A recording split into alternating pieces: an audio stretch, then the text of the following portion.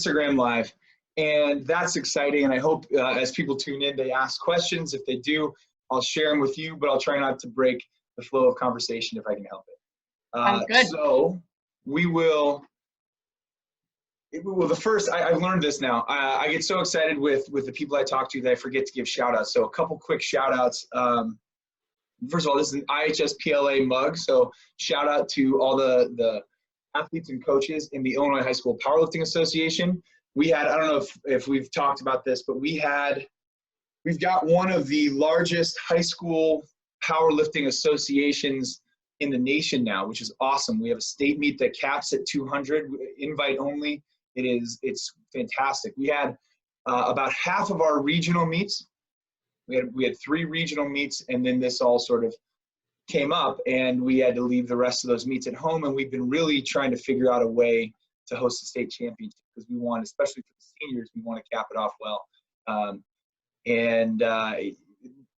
Well, I won't go into too many details, but but we're thinking about them. So we're thinking about all the coaches and athletes in the IHSPLA. The coffee is from Gallery Cafe, not too far from my house. And you, although you don't drink coffee on Coffee with a Coach, which is no problem, you thought maybe you did have a local spot. You've got some tea and a cool mug. I've got my tea. I made it at home today, but I just wanted to give a shout out to Cafe de Moda in Lisle. It's in a building right by our headquarters station, and they've been donating meals periodically to the fire, the police, all of those things, which is great and appreciated. But it's kind of funny. I feel like we should not be the recipients of those donations right now because we are gainfully employed. We are, we're able to go to work. So I love that they're donating things, but we've actually been encouraging people that donate things to take them to food pantries and things like that. So that's kind of where we are. I'm amazed. So 2 quick things before we really dig in, because I think we have a lot to talk about. Coach Joe just said that your lack of coffee consumption is a huge problem. That's a quote. And then she says, convert her, exclamation point. So we'll do our best. Joe, they have been trying for 16 years. Okay, so the man that gave me this mug was, he was my Lieutenant Mulford at the time. Now he's the battalion chief. And he told me my first day, like, we will get you on the first box alarm when you've been at a fire for 8 hours and the Red Cross truck shows up, you're going to be drinking coffee. It's 16 years later. Nothing. Wow. Nothing. I'm impressed. So let's go have it first. Are you like intentionally abstaining, or you don't like the taste, or what's the story? Okay, so as we all know, coffee is not just happy brown liquid. There's actual health benefits to it, sure. But I don't like the taste of it. I don't like the smell of it. And I don't like the fact that it turns my teeth brown, even though I've never had a sip of it. I just assume that it turns my teeth brown. Fair enough. So I don't love it. And that's not to say I don't have vices. I do drink caffeine, and possibly what I drink is worse. I just don't like coffee. It's fine. It's fair. There will be no judgment here, at least on this end. Again, Coach Joe may have a different perspective. That's fine. I know. She's also trying to get me to drink whiskey, which absolutely, that's a no-go. Well, okay. Well, then the combo is not an option either. So an Irish coffee, that comes down the line. You've got to be a pro in both before you get there. But it doesn't hurt to try, I suppose. You also, I'll add this, you have incredible energy as is, so maybe there's not a need for it. Well, you feel that or no? I get adequate sleep. That's the thing. What a good segue. I know. Right? That was really good. I'm trying to think, did we have something else that we wanted to touch on before? Where were we going before I cut us off? We were going with your colleague who's a Chicago firefighter and food donations. 100%. It's exactly right. So I was also going to, I really want to highlight you for that, because you just, before we hit Instagram Live, but since we've been recording, you mentioned that for all those who are interested in supporting first responders, which I would suggest is a noble need because you are incredible group of people. That you suggest that maybe don't look out for us, look out for the people who have been affected, financially perhaps, or who should we be looking out for? Who should we try and support? You know what, my life, although I go to work and I take the usual risks that I always take, plus now the risks of, getting this virus, my life is largely unaffected. I still go to work every 3 days. I still work from home running my business, and I'm still financially, I'm gainfully employed. And so firefighters are definitely not the people that we need to be watching out for right now. It's those people that are struggling. They've lost their jobs. They're not used to staying home. I mean, they're truly struggling, and those are the people that we can really help. We'll talk more when we're off air, but I've sent some messages out to some folks who actually we know some in common. Thank you for tutoring with us this winter. Oh yeah.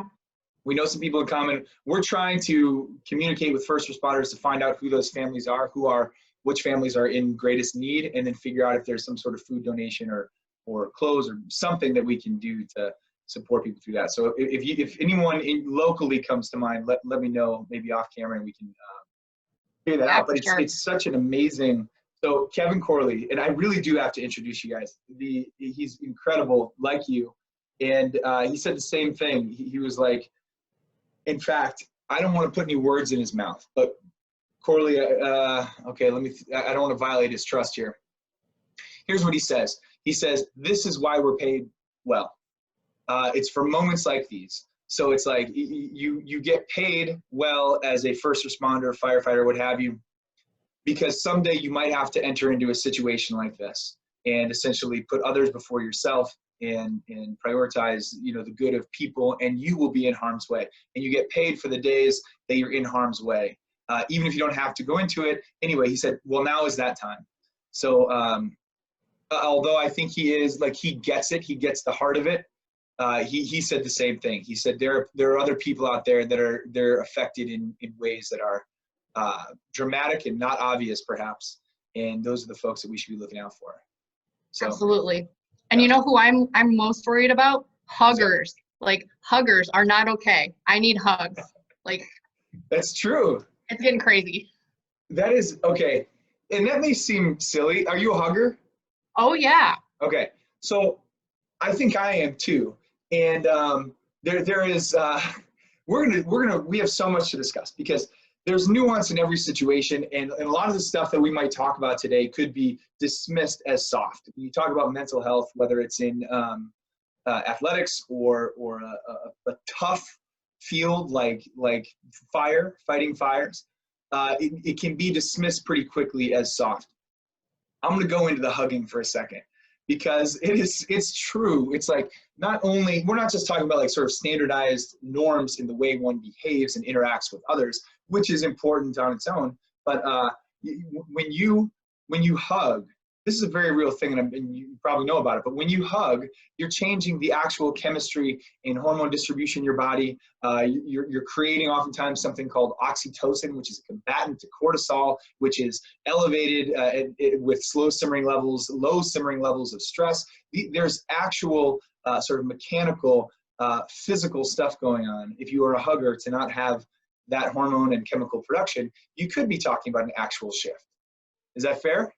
It's fair. And you know what? I saw my best friend for the first time in 2 months. We had planned actually to just sit on my driveway and share a glass of wine or whatever. And it was 40 degrees when he got here. So he actually came inside and we kept our distance and I made dinner. But it was the hardest thing in the world not to give him a hug when he left and when he got here. It was awful. Yeah. Awful. Yeah. We are not okay.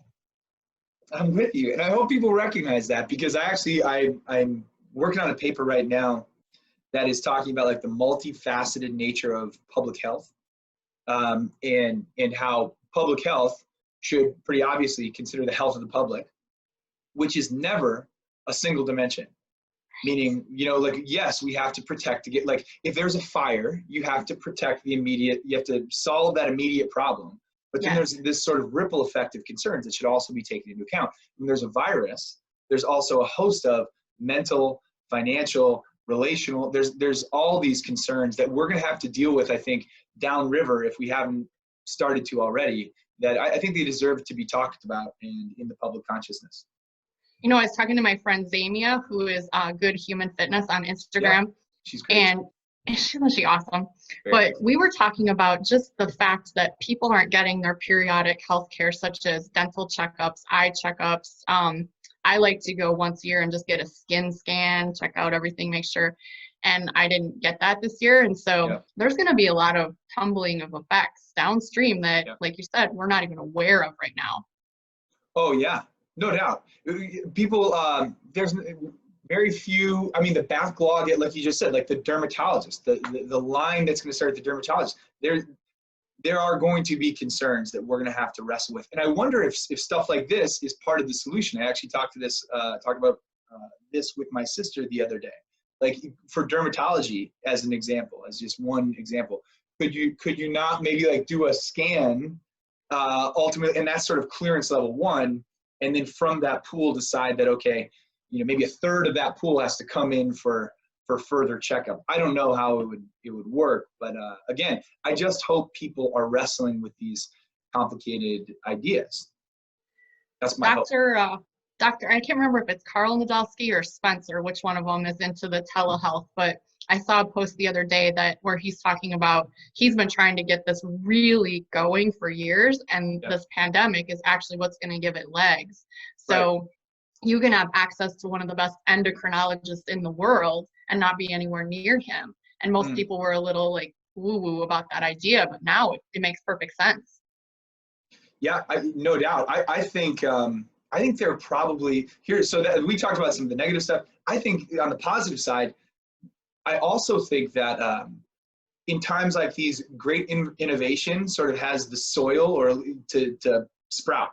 Like I think like things that we've been tinkering with, like this, we're hosting this virtual powerlifting meet.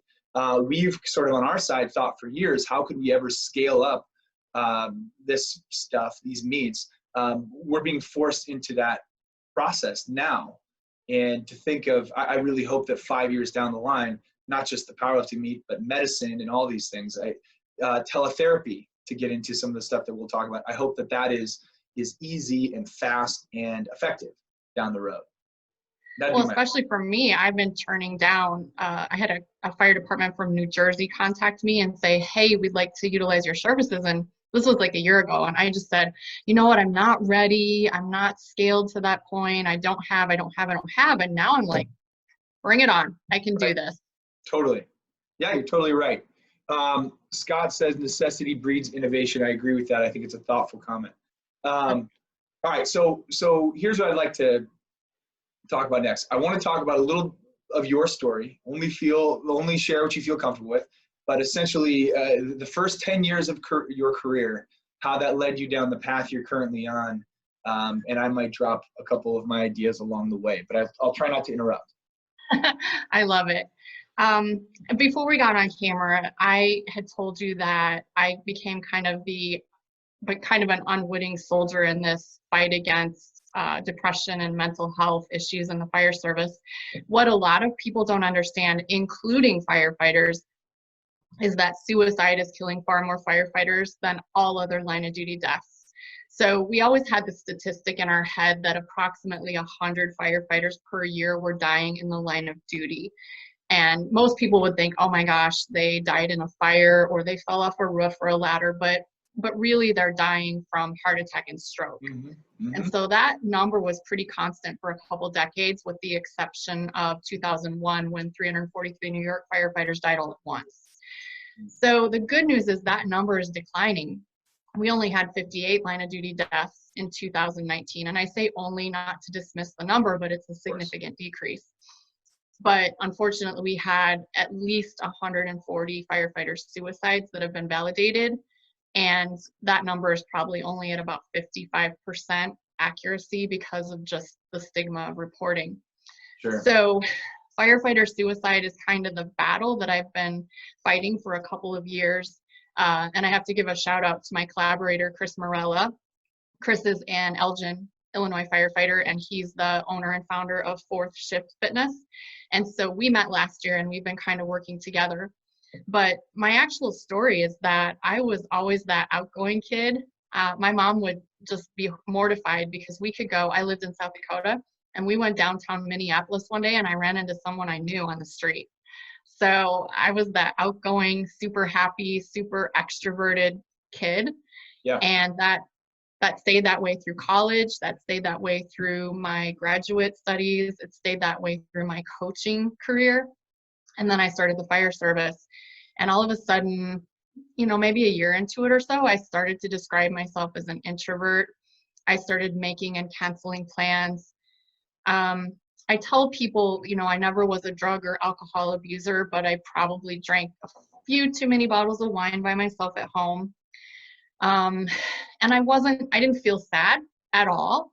I just felt angry all the time. I was Hold that thought. so angry. This is too good, and your video paused. I just want to make sure that we get it. Sorry. Okay. How do I unpause you? Do you know? No. All right. I can do this. Jim, you've got this. I'm gonna stop and restart video. Okay. Oh, so good. Okay, where do you need me to start over? Well, I think because it'd be great to have a continuous shot of this. So I think we got the pre-career, and then I think you started to sort of self-isolate, it sounded like. Yes. It's a little bit, yeah. Yeah, so that extroverted kid and college student and professional became what I self-described as an introvert. And so I would make plans with my friends. I would cancel those plans. I never abused drugs or alcohol per se. I wasn't an alcoholic, but I would drink wine by myself at home, probably more than is socially acceptable. And I just was so angry all the time. Just the littlest thing would set me off. I would be ready to go into fisticuffs with anyone over anything at any time. And so I was miserable, but I didn't know why. I didn't know that I was suffering from probably depression, maybe a little PTSD. I'm not so sure about that. But so a couple of things sort of opened my eyes to the issues that I was having. And the first one was I re-injected myself into the strength and conditioning field. And I started forcing myself to go to events. And it was funny, the first few events that I went to, I would go to the classes and then I would hide in my room in between. So you and I would never have met 5 years ago because I wouldn't have been working at registration. I would have been hiding in my room. And so slowly, just attending events and getting some courage up and talking to people. Summer Strong 2 years ago was pivotal because I walked up to a guy I had never met and I said, "Hi, I'm Annette. I don't know a single person here. Hi." And he's like, "Hey, I'm Kelvin. What's up?" It was great. So yeah. We're still friends to this day. That's awesome. But I think the biggest thing that helped me was we had a guest lecture from the Illinois Firefighter Peer Support Network. And he was someone that was known to me. He's a Bolingbrook, Illinois firefighter and the founder of the Peer Support Network. And just as a side note, Illinois is really progressive. We were one of the first, if not the first, to have a peer support network. But he came and talked to us and he told his story. And I don't think I took a breath for 45 minutes. Everything made sense. And so that day I vowed that my life was going to be different. And so I actually took the peer support class a few months later, which was hands down the best, most amazing fire service class that I've ever taken in my life. I took the class. I got involved with the peer support network. I started telling my story because people really weren't interested to hear what I had to say about firefighter strength and conditioning until they could really relate to me. And so the last probably 3 years have just been like a phoenix rising from the ashes. And I can't even tell you how blessed I am and how happy I'm not to be in that dark place anymore. Well, I can't imagine, but I'm incredibly grateful that you are in a better place. I mean that really sincerely. I think you obviously have so much to give to the world that I'm glad you are not holed up in your room, that you're out meeting people and talking to people and sharing your story. Well, and it didn't come easily. And I'm stealing this from Brianna Battles, who is, she specializes in pregnancy and postpartum athleticism. But she says this phrase all the time, practice brave.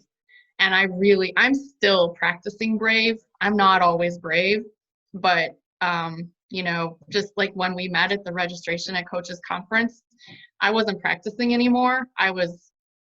That's where I am now. So I'm super happy. Well, I'm super happy to hear it. Will you give me that name again? Brianna? Oh, Brianna Battles. Like, and her husband's a firefighter. Yeah? Yeah. Ironic, huh? I love that. Well, I think it does take a lot of work. And I'm really glad to hear you say that, because I won't name any names in this, but I've heard you as part of discussions with people. Let me pick my words really carefully here. I think it's an easy thing to dismiss. I think a lack of understanding for what goes in, like the components of mental health, I think it's a very easy thing to dismiss, especially in certain fields. And even people who are open to the discussion sometimes won't see it with the nuance that the discussion sort of demands, I think. Meaning I heard something the other day. I don't know. I don't want to go too far down this road, because it will start to pinpoint who exactly I'm talking about. But there are certain populations who are at greater risk than others. There are statistics on mental health and on suicide. I think everyone experiences mental health concerns across the course of a lifetime. That's the nature of being human. We all have self-talk and inner dialogue that must be sort of corralled at certain times.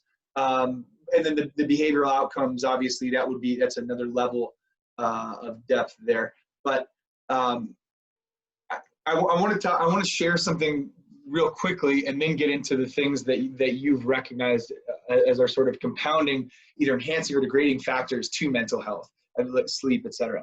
I will tell you that I picked this up just to share sort of more of our story. We have this initiative called Team Embrace. And it's about embracing the conversation of mental health in athletics, but also in your field. There's just we talked about this too, whether you are a top tier football player or someone who's going to fight a fire or fight a war, there's something going on there. There's this layer of have to be tough, for lack of a better term, that may or may not stand in the way of important but sometimes difficult conversations. In fact, one of our taglines in the Illinois High School Powerlifting Association is, "Are you strong enough for a tough conversation?"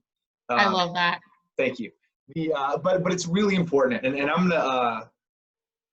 just gonna say this really directly without naming names. We've lost two really important people. I say we, the Good Athlete Project, to suicide in the last short handful of years.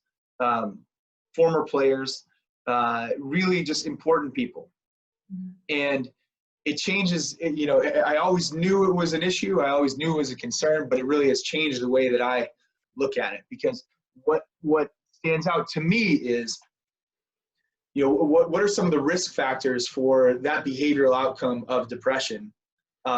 Isolation, hopelessness, these things are additional risk factors. And what I can't get out of my mind is that the two people we lost, they were part of teams. They were both athletes. And it's almost like you're hidden in a crowd, because you're part of a team. Your network, your support is right there if the culture of the team, would open it up to that. But still you somehow feel alone. And I would imagine, in a firehouse, it's similar. Your network is, there it is. It's right there. The people who could potentially throw you a rope and lead you down the path to support, they're right there. But we close that door off, or people do, and then you get these sort of terrible outcomes. I don't know. Am I going off on too much of a tangent here? Does that sound right? I think from the fire perspective, or let's go from the general population perspective, 20% of the general population, I think worldwide, will suffer from some sort of mental health issue throughout the course of their life, right? Right. So there's this sort of thought process that fire and police and military are chosen somehow from this superhuman segment of the population, but they're not. They're just from the general population. So now we have an overall 20% chance of mental health issues, and we add to it trauma. Trauma like you cannot even imagine. Right. Sleep deprivation, which goes largely unrecognized because we got to pause there. We got to break this down one piece at a time, because you're so right. And I'm sorry if I don't want to interrupt you. I apologize if I'm being rude via Zoom, but those are so distinct and both so important. And I would even suggest that, so like the 20% of people who are diagnosed with depression, that doesn't account for that's sort of the center of the circle, and then the tier just beyond that. If that tier, though they may not be diagnosed in sort of a regular lifetime, if that tier is exposed to trauma, now all of a sudden that global number of 20% expands, because there's sort of, the next level would be sort of at risk. And what are some of the traumas that you refer to? Well, and we got to circle back to the adverse childhood experiences too. Don't let me forget about that. I'm old and I forget things. But, trauma looks different for everyone. So I may be able to go out on a car accident with ejection of occupants and there's children involved. And although it's a terribly sad situation, I don't have little kids right now. I'm not a young mother or father. And so although it's sad for me, it doesn't weigh heavily on my soul. But that same scene for someone who has, nieces and nephews of that age or children can be just devastating. And the problem is the type A personality that we are is all about sucking it up. We got into this job for a reason. We raised our hand to protect lives and property. And so we don't have the right to be sad. We don't have the right to be upset. We don't have the right to be traumatized. And so we see the trauma, and then we move on to the next one and the next one and the next one, and we never really resolve any of them properly. The Firehouse is real big on using dark humor as a means of processing, but that's not really processing at all. It's simply maybe putting a Band-Aid on it temporarily. And so this whole suck it up and keep moving mentality just keeps getting perpetuated until someone breaks that cycle. Yeah, that's exactly right. And do you want to talk immediately about how to break the cycle or some of the other compounding factors? Well, let's talk about how we're breaking the cycle, at least at my fire department. Yeah. I'm having the conversation with the individuals when they get hired. So they come their very first day and they fill out their W-4s or W-2s or whatever those forms are. They fill out like their benefits package, they choose their insurance, they talk to the union, and then they've got me. And so I get them for about an hour and I talk to them and I say, you are going to see things in this career that your brain is not designed to see, and you're not going to be okay, and it's okay to not be okay, and here's how you get help. So that's how we're breaking the cycle at my department. We also have access in Illinois to that peer support network, which is completely anonymous. You can either call or you can email or do a website request and say, hey, I'm a firefighter in Northern Illinois. I'm 49 years old. I'm a female. I have a gambling problem, or whatever your problem is. And then they match you to someone who has similar experiences and is in your area and who can talk you through it. And you may ultimately need professional help, but I'm telling you, having another firefighter say to you, yeah, I get it. I understand why you're not okay. I wouldn't be okay either, is the first step in sort of that healing process. Yeah. Yeah, it's totally right. You think of sort of tiered support. It's a lot to ask someone, especially in these professions, to jump right into therapy, say. To go from where you are to therapy would be, even if that's what you need, and some party recognizes that, that's a big jump. But to just connect with a peer over some of these concepts, what an important first step that could be. Yeah, I like that a lot. I'm glad to hear you say that, and I also like that you say that you're having these conversations on day one. I've heard you mention before, and I agree with it entirely, that it's a lot easier to essentially get ahead of problems than it is to solve them and deal with their consequences. I'm not putting words in your mouth, but to solve these problems upriver instead of downriver is way more efficient and effective, and if you do it right, probably limits the total amount of suffering. Yeah, and the collateral damage. The great thing that I've also been given the opportunity to do is talk to spouses or girlfriends or significant others, because the divorce rate in the fire, EMS, police, and military is higher than the general population, and a lot of it has to do with communication. A lot of it has to do with hiding feelings, they think they're protecting their significant other, when in fact they're isolating and giving them secondary trauma. So, yeah. I think that's exactly right. Talk more about the communication. I think you're exactly right. Emotion regulation in a human being who is sleep deprived and experienced trauma is probably at a different level than someone who's just going through a regular day. And I can only imagine how that would affect communication in other realms, professional, relational, whatever. The sleep deprivation affects decision-making processes, awareness of surroundings. So that's dangerous for a firefighter, but it also, regulates the anxiety level, the depression, the isolation. It's all tied up in a beautiful little package. And unfortunately, as alpha males and females, we have this mentality of, I'll sleep when I'm dead. I only need 3 to 4 hours of sleep because I'm a superhuman. And then we end up where we end up. So we have to linger on sleep now, because it is the number one, as far as I'm concerned, performance enhancer or degrader that we sort of stare in the face regularly, not only in fire and first responders, but like just in the general population. And it's something that we talk about here all the time, not in my apartment, but at the Good Athlete Project. It is something that I'm incredibly passionate about. I do full presentations called Sleep Like a Champion is one of my presentations, but sleep makes its way into every single presentation that I do, regardless of what it's about, because like you said, it's to get to the higher level of human functioning, you have to identify what's at the bedrock level: eat, move, sleep. And if you are sleep deprived, your highest level performance will automatically come down.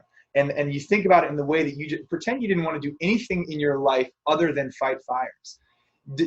Even just like to be sleep deprived as you walk up upon a fire, as you have to make decisions like that and assess and move, and like, I don't think people recognize what an important component of that it is. Have you dug into the research there a little bit? I know you have, but what's most compelling about that research for you?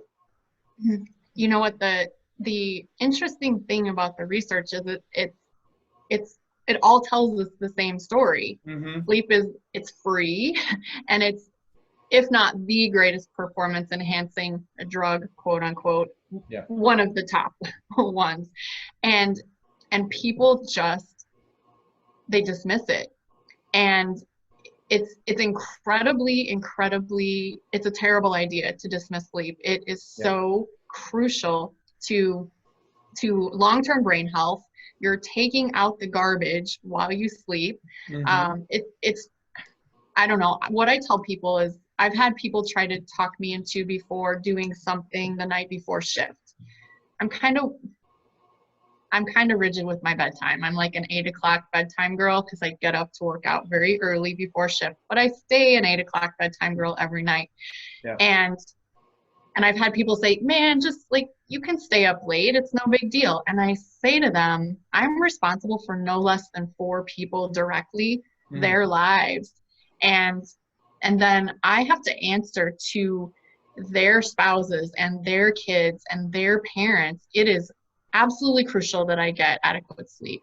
I can't just blow it off the night before shift. I can't. Well, that's so okay, so you've jumped ahead to something really important, which is just how much discipline it takes to be well. And that's a part of the discussion that we try to bring to people in certain ways. So I'll say that what we usually see is, when we work with educators and professionals more often than we work with first responders. So the stakes are different. But what we confront people with are a certain set of information buckets. So one of them is like just the plain research, which is, and people don't recognize this, but if you are on 6 hours of sleep continually for 10 consecutive days, this is a study out of UC Berkeley, 10 consecutive days of 6 hours of sleep. There are some people who would say that sounds fine, that maybe even that sounds good. 6 consecutive days, you have a 400% increase in cognitive errors on the tests that they do the following day. 400%. So in other words, you're 400% worse, in terms of cognitive accuracy after 6 consecutive days of 10 consecutive days of 6 hours, which and it's fantastic because it couples with this thing that we call the talent delusion. And where 6 hours, say, where that sits in like the sort of the hierarchy of physiology is the body is degraded, but not degraded to the point where it can't function. And it's actually, believe it or not, sort of a dangerous place to be because there's some psychology there. If you are on 2 hours of sleep, your body is ringing alarm bells. You're foggy as all get out. Like you can't concentrate. A lot of people will report nausea. Like if you pull an all-nighter or get like 1 or 2 hours, it's really clear that something's wrong. Yeah. You can get to the point where after 6 hours, you feel kind of fine, but your performance is still significantly degraded. It's just not the same sort of alarm bells, if that makes sense. So it's like it's like your diet being a little bit bad. So you have a pretty good day and then you have some brownies. You're probably going to be okay. But this stuff adds up over time and ultimately will catch up to us. So that's a really, I think, important thing to recognize. But the other thing that we do, I guess, is that same, it's that same sort of real world heuristic. We ask people to say, have you ever pulled an all-nighter? The last time an alarm bell rang in the middle of a shift while you were sleeping, like how did you feel? And nobody reports it. It's so obvious. The feedback that we're getting from the world in a state of sleep deprivation is so incredibly obvious that like something's wrong, something's thrown off, and yet we put ourselves in that state routinely. And to bring this all full circle to your comment, it's really sort of eye-opening to me that there's this battle of I'll sleep when I'm dead. I'm tough enough to do this, and sometimes you do have to. Sometimes you show up anyway. You can't just roll when the alarm bell goes off in the firehouse. You can't just roll over and say I'm prioritizing my sleep. So sometimes you show up anyway and you deal with it. You just don't set up a life like that, and that's I think what you're referring to. You have the discipline to structure a life so that this healthy habit is a priority, and that makes all the difference because then you are resilient, more resilient than the average person to that night where you have to jump out of bed after only 4 hours. Well, I talk to the guys, well, I say guys because they're mostly guys. I say, there's a huge increase in all-cause death in people that are sleep deprived. Oh yeah. So, yeah. And that does not resonate with them. They don't care. But what resonates with men? 5 nights with less than 5 hours of sleep tanks your testosterone, like I think 15% or something like that. That resonates with men. Yeah. So yeah. That's the new statistic I'm telling them. Tell me again, I'm writing it down. 5 nights of less than 5 hours. I think it's 5 nights, less than 5 hours, 15% decrease. I'll have to find the study for you. But that seems to, that goes in the head and stays there. You're so right. And it's funny, we have, when we run workshops with people, we call it a character by design model, and it starts with just asking people what they want. And what you just, we're always, I feel like you and I think a lot of our people, we're trying to get information into the world in a way that will resonate with, stick. And I think I think if you can get to that point, recognizing just what it is that people want. So General Guy, man X may not care about the global statistics regarding, sleep deprivation, mental health, whatever. But if you ask them what was important to them, and you could somehow tie it back to specific bullet points of research, like the one that you just mentioned, that's powerful. You just got to get one to sort of log up there and hold. So I like that. And that's why my hard drive is so full, because I need all of those different examples for each different person.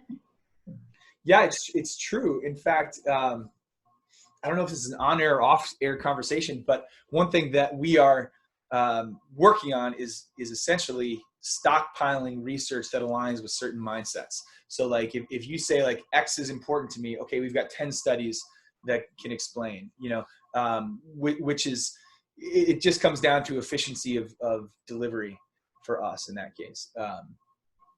Yeah, but it's really important. And I can't get off the sleep thing, because like you talk about, I heard you mention a stat in a previous podcast that said, or maybe you said it, I don't know if you said it here, but you did mention that deaths were down to 58 per year, which of course, as you mentioned, is not discounting those 58 human lives, of course, or their families, but it's down significantly.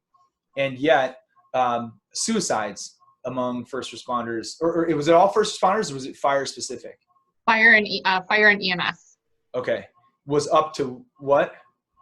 This year, I think the validated in 2019 was 140 plus, but we've already got 21 fire and 6, I want to say, EMS this year already. It's unbelievable. And it's tragic. And I'm so excited to have this conversation with you. This is not a script. We're working through this in real time, or at least I am. Because what you're doing is so vital. Literally, I'm using that word intentionally. It's like we said, from the public health perspective, it's not only, equipping people with the understanding that they're going to have to deal with trauma, and then methods to sort of navigate that water. It's not only opening up the conversation to mental health. It's not only sleep and healthy habits and lifestyles. It is absolutely a cocktail of these things that has to be sort of sorted through. Where you need the most support should then be identified. And then we've got to work, whether it's this peer network group or whatever sort of governing organization has to work to help people out in that way. But that is tragic. A total of 27 firefighters and EMS. Yeah. And we're in April. We're 4 months deep. Well, I like what you said. You use the term resiliency, and I think I probably didn't tie this all together, but I credit the fact that I was not a critically, I was not a suicidal person. I credit that to my resiliency, and I use the word buckets too. My buckets included sleep, nutrition, training. Those were all full. They're always all full. And then there's that sort of spiritual health bucket / connection, which I wasn't good at keeping full. But I had 3 out of 4 full buckets, and I think that's why I wasn't a statistic. Oh my gosh. That resonates with me a lot. Yeah, right. Fill the buckets. All right, this is atypical. This may not even be professional. I got to show you something. Love it. So this is, I don't know if this is going to show up on Zoom here, but this is one of the boards I'm working on. Can you see this at all? Yes. Okay. So this is actually the publication board. This is how we're essentially researching and disseminating some of our information behind the scenes. And these are some of the publications we're working on. But this, can you see the triangle? Yes. I'll get you a better graphic for this if it's interesting. But essentially what we talk about very frequently is high order performance outcomes. That could be saving someone's life in a fire. That could be just like being happy as you move through the world, whatever it may be. Whatever your individualized highest order performance outcome would look like, that's where we want to be. I think a lot of the conversation goes on up here. We are, I don't want to throw anyone under the bus, but there's a lot of this on Instagram, et cetera. Like we like to hype up the top rung. What we call the GAP capacities. GAP is an acronym for Good Athlete Project, but it's also loosely speaking sort of the SEL research, character, things like growth mindset, resilience, all these, I think, essential capacities to get us from where we are to where we want to be. Language, communication, relationships. So the relationship level, it sounds like, is one that you really like. Sorry, we just went off on Instagram Live and we had some good people there, so I want to get that back up.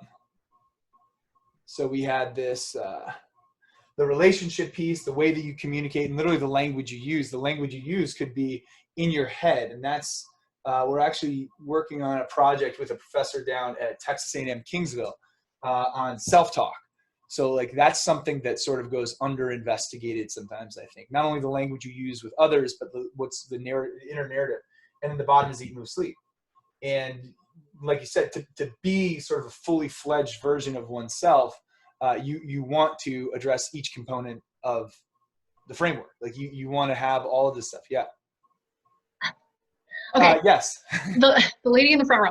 Yes. I love this. Okay, so I'm presenting on Monday about coaching on the thin red line, which if you don't know what the thin red line is, that's signifies firefighters.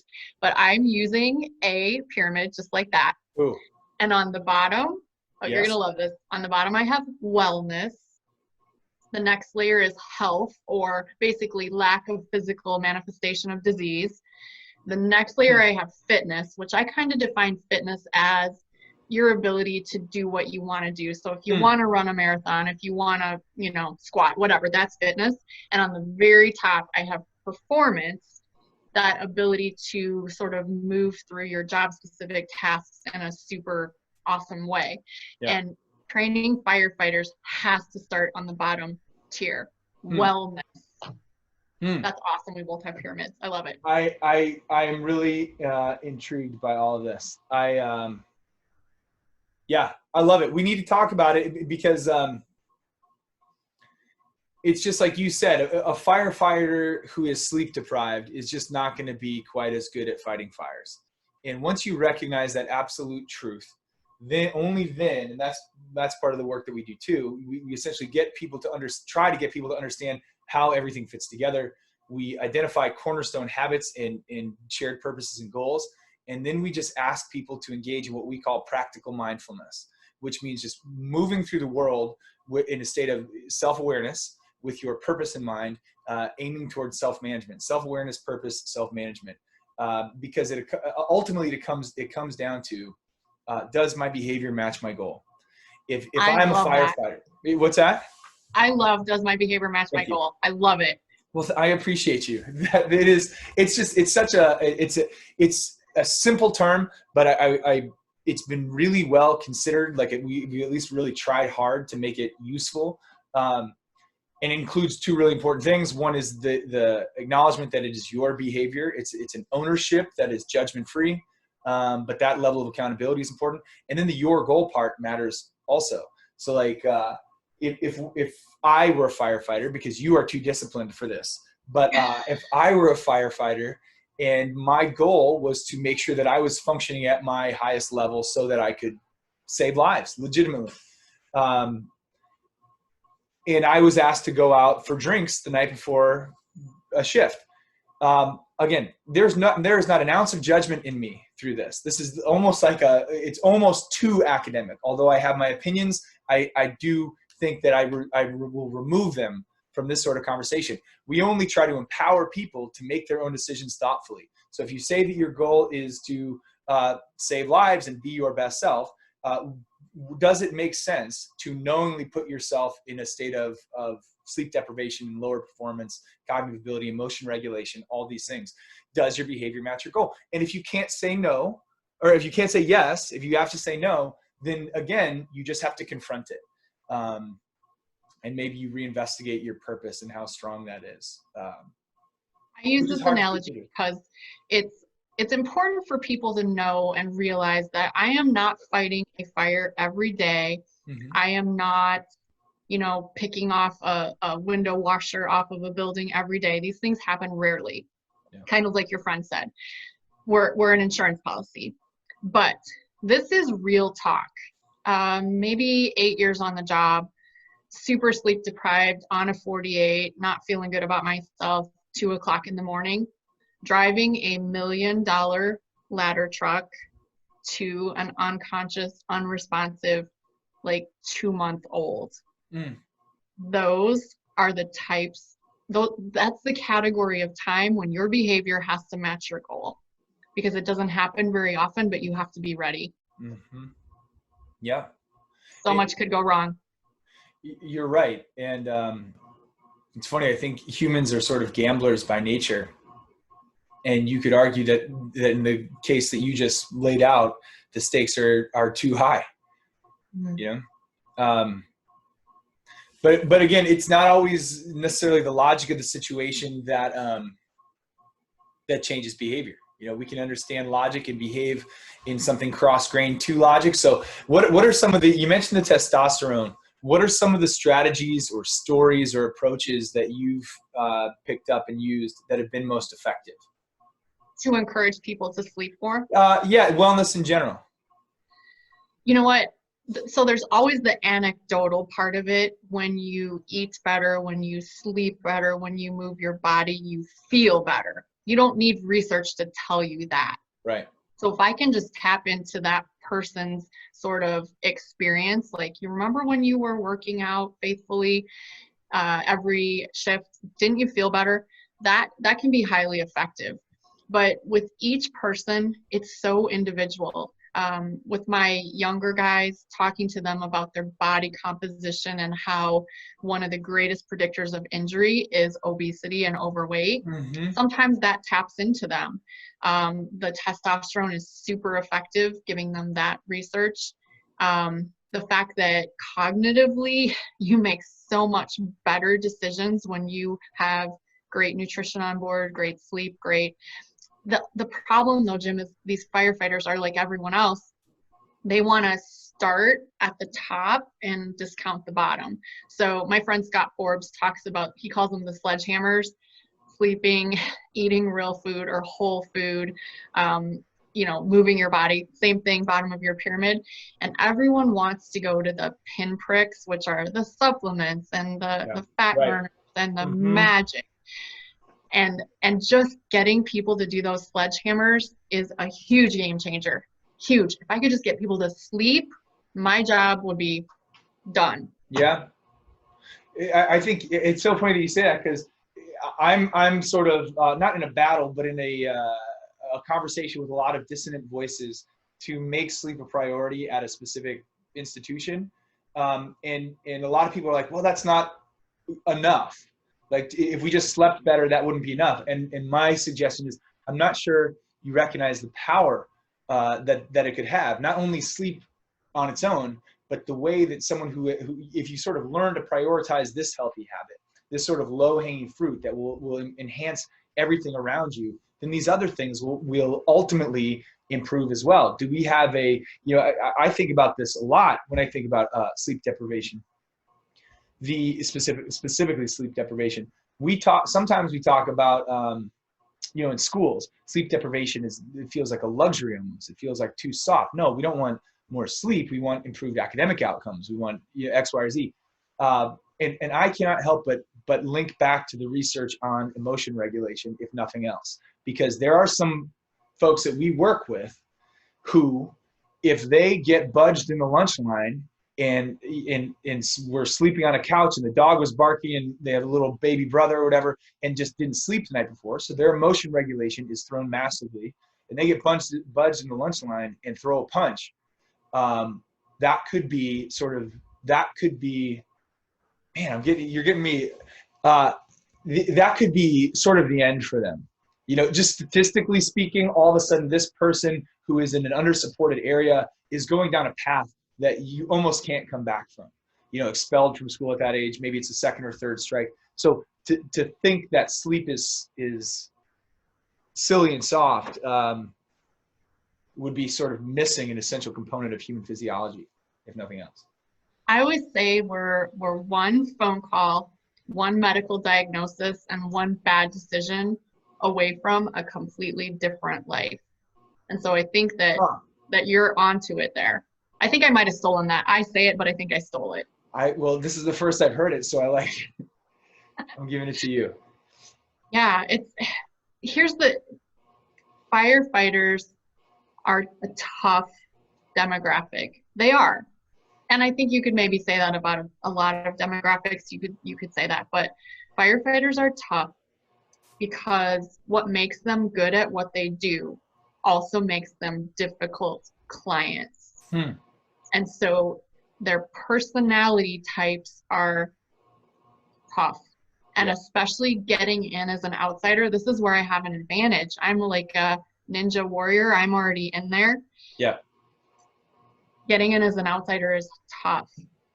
But once you have their trust and once you have their buy-in, it's almost impossible to lose that because they are loyal to a fault. Yeah. Yeah. So that's important. If you're interested in coaching firefighters, and that's a whole other rabbit hole to go down, but they're a tough demographic. Yeah. I believe it. I believe it. I have, and I will give a shout out. Well, I don't want to name too many people by name, but like I said, I've got family who is in, a lot of family members who are in fire, and so I love them, and I love them all, but I see what you're saying. You know, just an incredible knack for being loyal, fiercely loyal, a desire to help and save, sometimes at their own detriment. That's a real thing. I'm just curious, and again, this is starting to feel more and more just like me and you talking, which I guess is good, but like, what would it take if I'm not an outsider? I've talked about doing this with Kevin quarterly before. I do want to support the firefighters of Chicago at least, and start there.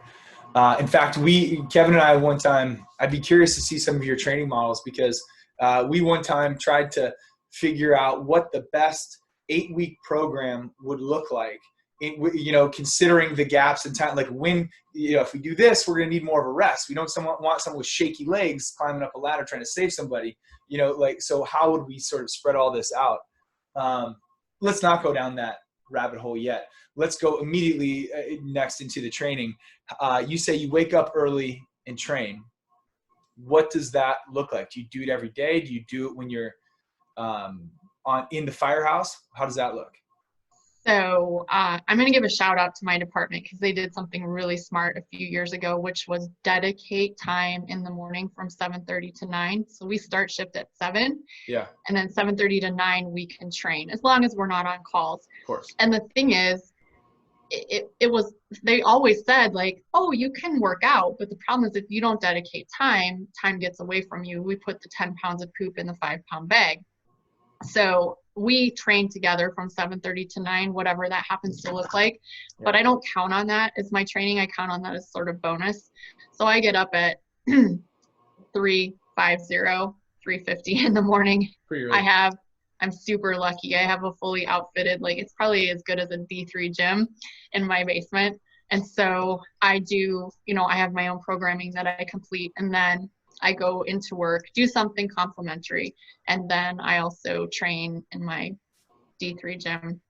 I pretty much do 6 days a week usually, but I train at, as power, it decreases faster than any other skill. So I train a lot of power. I don't do too much cardio per se, but I do circuit type training, things like that.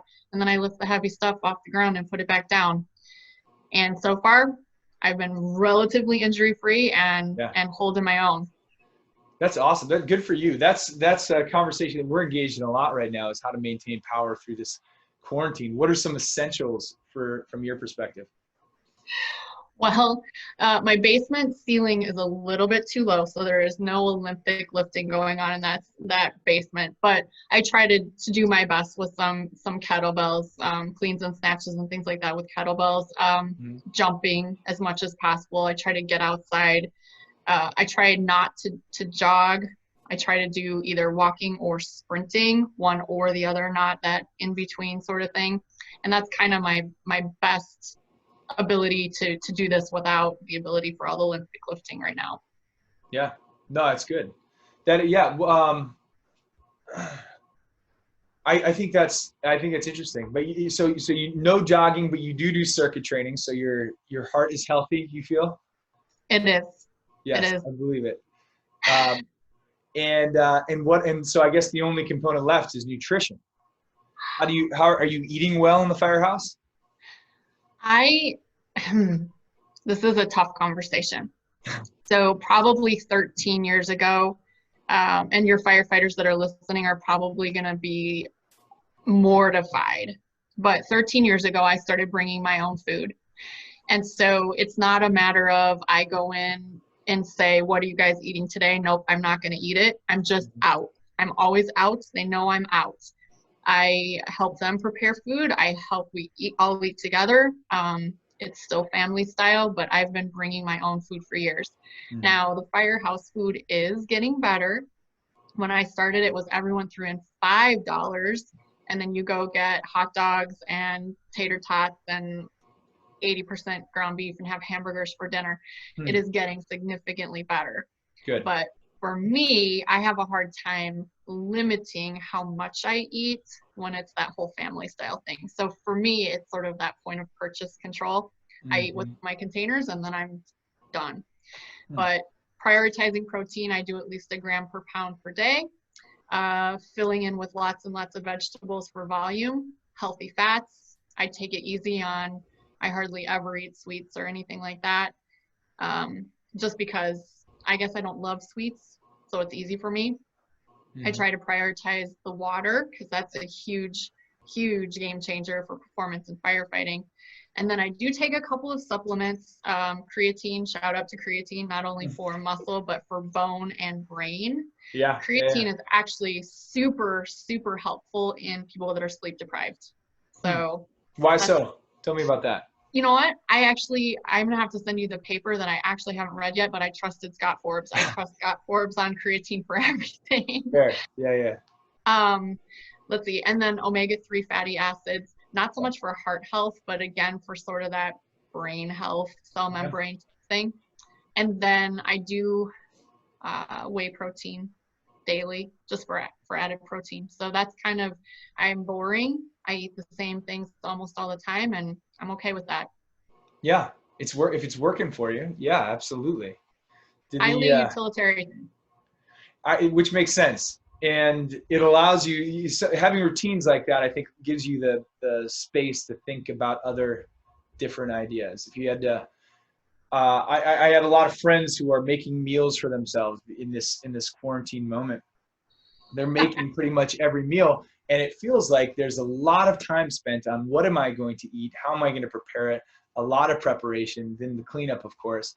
I wonder how much, just sort of nationwide or perhaps worldwide, how much time is spent just on food preparation these days. If you've got a routine, stick with it. I never make a meal. It's always a batch of 15 and then freeze it.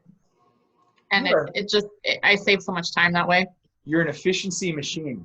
I am an efficiency machine. Thank you for saying that. Yes, it's true. Okay, well, my next question is this. There's a lot of stuff.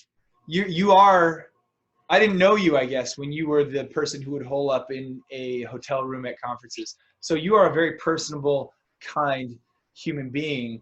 What do you anticipate the next few months looking like for you with no education or circuit? Or I know you've got something coming up pretty soon, actually, right? An event?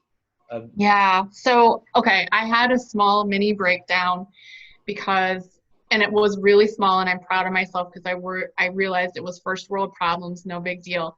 But when I realized like summer strong, I'm not going to be able to do it. ISSN Nutrition Conference moved to September.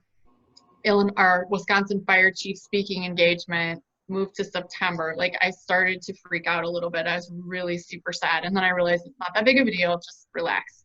Yeah. I am still secretly hoping NSCA National goes because I got picked to speak. So I'll be sad if I don't get to go.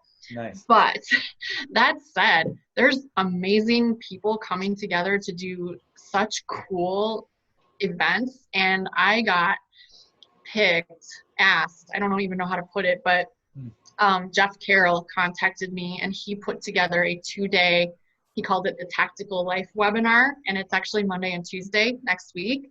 Mm-hmm. And I'm going to be talking on Monday. Dr. Jay Dawes is talking, one of my favorite people in the world.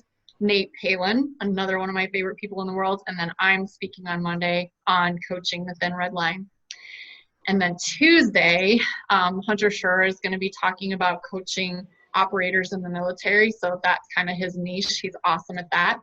And then Rob Orr is talking about load carriage in military. And then Josh Sutcher from Train Heroic is going to be talking about training people remotely. So we have over 500 people registered. So that's awesome. I'm one of them, just FYI. Are you going? Yay. Yeah, I'm pretty excited about it. I think it's a great collection of people. I'm excited to learn more. So just in case, did you get the email that says you need to re-register? Did you? Okay, perfect. I was worried about, because we pushed out all this information and then we realized like, oh my gosh, there's going to be so many people. And I say I'm not doing crap. Jeff Carroll is doing all this stuff, and Josh from Train Heroic. I'm just like being a diva. But we pushed out all this information and then they realized, holy crap, we have so many people participating. We got to go to a different meeting platform or something. So I'm glad you got the email. And maybe, can we put it, do you do show notes on this? Can we put the URL? Absolutely. Oh, absolutely. Perfect. So that's kind of how I'm sustaining my desire to go to conferences and connect with people and give hugs. I'm presenting at a virtual webinar. I like that a lot. Well, we got to find out a way to give a virtual hug of some kind. There's got to be maybe virtual reality will take a step forward during this strange quarantine time. Yeah, that's great. It's really hard even at work, because there's a few of us that are huggers at work and we're just so used to going in for the hug that. Yeah. Is that still, even though you're like together in a firehouse, is there still a significant amount of distancing going on still? We try not to be all up in each other's business. I know the cops have been wearing masks inside the station when they're there. We're not doing that. We're wearing masks outside the station when we're in the public. But I mean, when you think about it, it's kind of like living with someone, even though we just live with them every 3 days. So I guess there is that risk, but it's probably less than the general population. It's interesting. I hesitate to talk about this stuff because I'd really wish that we were on the far other side of it before I made any statements that could be even mildly polarizing. But like you, like Kevin, like so many firefighters, the exposure level is so many times higher than the general population. And still, obviously, people aren't getting sick at a massive rate. Of course, you all take precaution. You understand how viruses move and stuff like that, so you can be very thoughtful there. But I go back and forth with it because I think some fear is necessary, because fear is what's keeping people adherent to this like quarantine idea. You don't want people to not have any fear and be like, what's the big deal? And then just go spread the virus. But I also sort of worry when you talk about the mental health thing, isolation and fear and sedentary behavior, that's kind of a wicked combo for people. Because it's interesting, but because like there are situations where people in the same household, like one person will become diagnosed and be infected, and the other person would be fine. It's interesting. All I know is that I was super happy to see my best friend, even though we couldn't hug it out. So, but you bring up actually a good point about this isolation. You know who I'm super worried about is people that are at risk for abuse. Oh, spouses and kids, because like your kids, they're coming to school, so they're getting out of that situation 5 days a week for 7 hours or whatever. Mom and dad are at work or whatever. I'm really worried about those situations.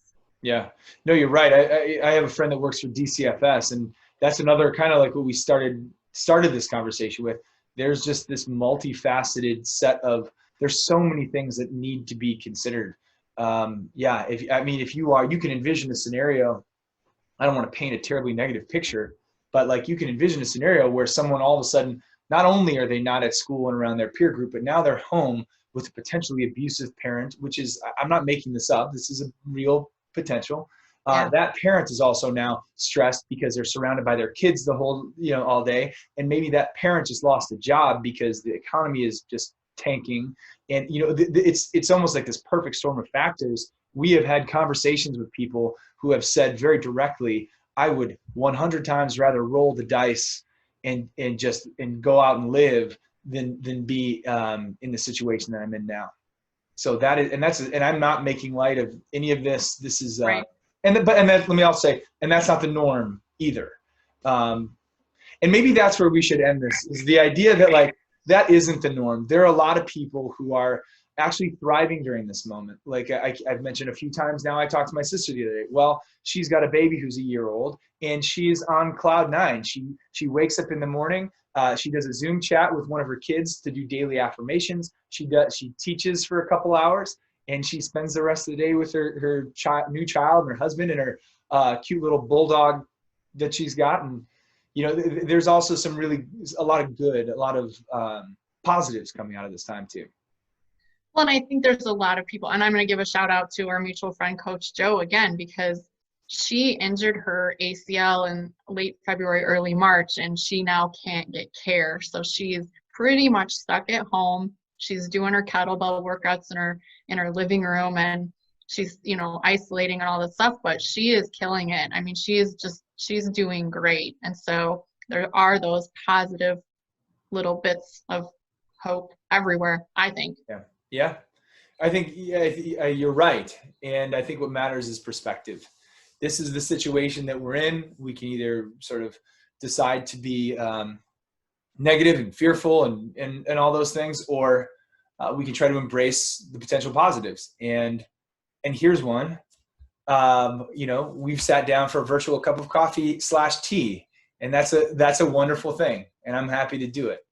So, yeah. Whereas otherwise this would have been in the middle of a work day and would have been very hard. Exactly. I mean, how long did it take us to just after coaches conference to figure out a day that we could talk about me tutoring? It took till Super Bowl Sunday. So yeah, that's awesome. right.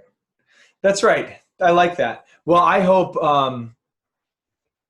that we can continue this conversation. I hope you're okay with that, because I'm going to keep pestering you. I think you have so many good things to say and so many important messages to get out.